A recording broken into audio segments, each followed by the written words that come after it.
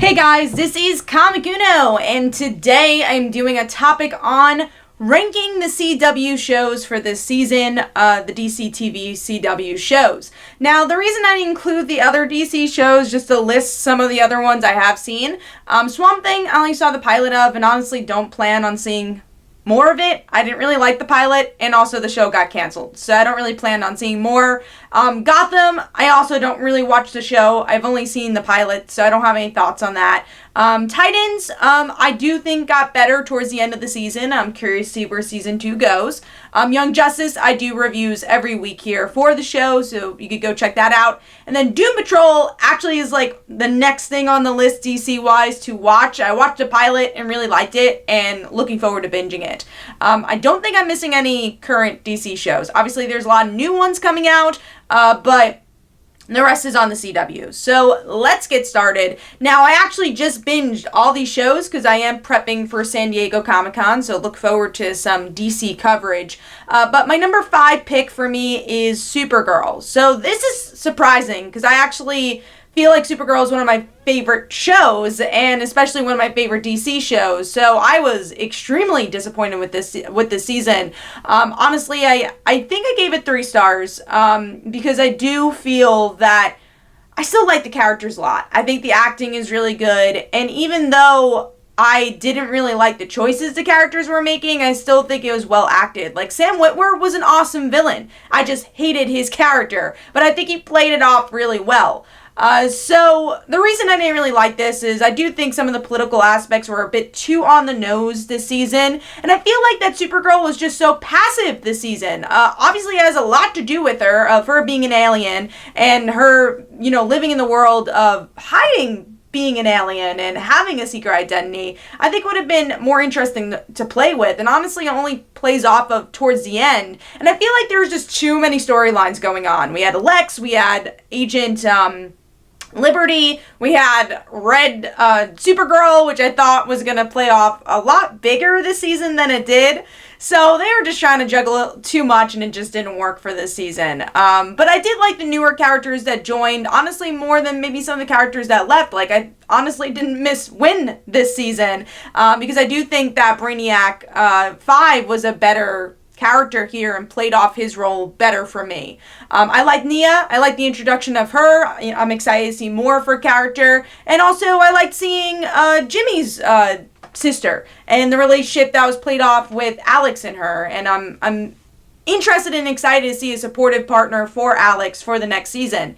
But speaking of Alex, it was really disappointing to see half of the season that Alex did not know that Supergirl was Kara. I was so frustrated with that. I guess I understand why they did it, but I thought it was just a weak plot point.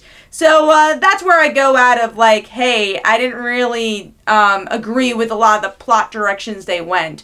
But of course, Lena always being the best part of this show, I am really excited to see her have to choose between being a villain and hero, and that's kind of always been the most interesting aspect of her character, is this kind of gray area of, will she be like her family, or will she play her own role and dig her own path or create her own path.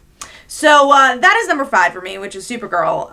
Number 4, also surprising, because I usually like this show more than the other ones that are higher. But Black Lightning, not a bad season, but also kind of a forgettable season. A thing I like and I guess dislike about this show is that we have the same villain and same side villains throughout the whole entire 2 seasons, and they're kind of starting to get stale for me. And it is a very slow burn. And once again, kind of what I said about Supergirl, I think Black Lightning is kind of shoved to the side. I really do feel like it's more about his secret identity than it is about Black Lightning. But I do like the kids. I like that they're coming into their own. I'm excited to see more of their superheroics. But hopefully the season will pick up a little bit more next season, because like I said, it was a bit of a slower one, and I don't know how much really happened this season. I wanted some more shocking moments.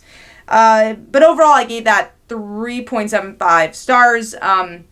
Like I said, I had a good time with it. I like and dislike that it's so connected with the main villain. But I do think it's a breath of fresh air compared to the other shows, so that is a plus.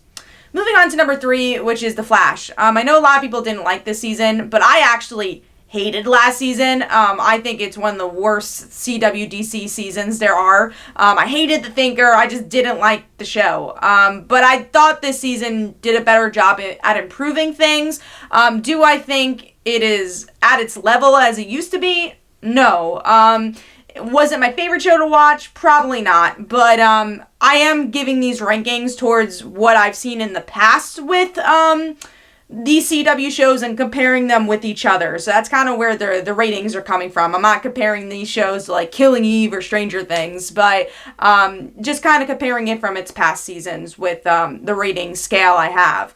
But yeah, so The Flash this season, at first I didn't really like Nora, honestly, but I think she was a good anchor for the show, and gave a good story for Barry and Iris, and obviously that's really important. And I started to like Nora as we got along to the show, so I thought it was a good theme to anchor the show with.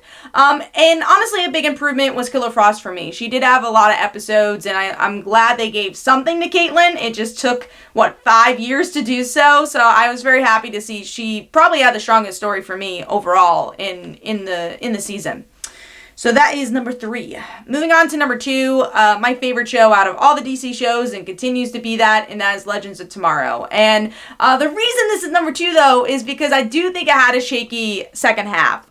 Some of the humor was off for me, and some of the character choices as well, like the Nate and Zari pairing was a little weird, but I love the show, and I love that every episode delivers something new, and I think that's what makes it stand above the rest, is that, all right, maybe I didn't like last episode, but next episode could be the best episode I've seen ever, because it's just such a different show every episode, where, okay, they're on, they have a bottle episode doing Groundhog Day this episode, but the next they're gonna be in Egypt or whatever. So I like that it just keeps delivering something different, but the core always being these misfit heroes being a family and caring for each other. And these people should not be together at all, but it just works. And also, having the cast change and keep it fresh at the same time, and delivering really interesting stories. So, love Legends of Tomorrow. And even though this was a weaker season, it was definitely one of the strongest of the DC shows, and still some of the strongest characters, and I just love the ensemble cast overall.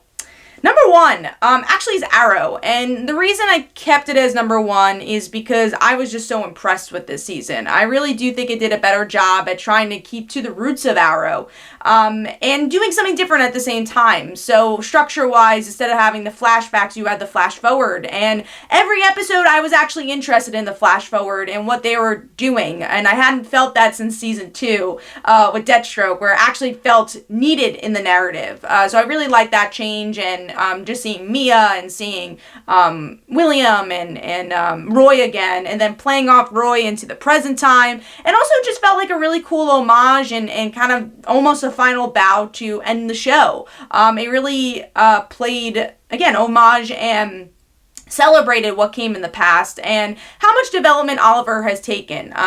Some of the hiccups of previous seasons is that Oliver says, oh, I love my family, I love my team, and then just kind of says, get away from me. But here he really braces that even when he's alone. And I did like the prison episodes a lot.